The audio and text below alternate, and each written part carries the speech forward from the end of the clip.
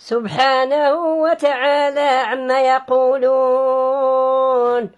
عما يقولون علوا كبيرا. يسبح له السماوات السبع والأرض ومن فيهن وإن من شيء إلا يسبح بحمده ولكن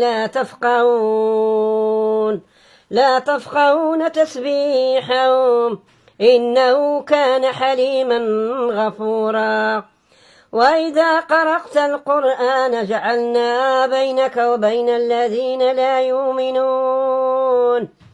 لا يؤمنون بالآخرة حجابا مستورا وجعلنا على قلوبهم أكنة أن يفقهوه وفي آذانهم وقرا.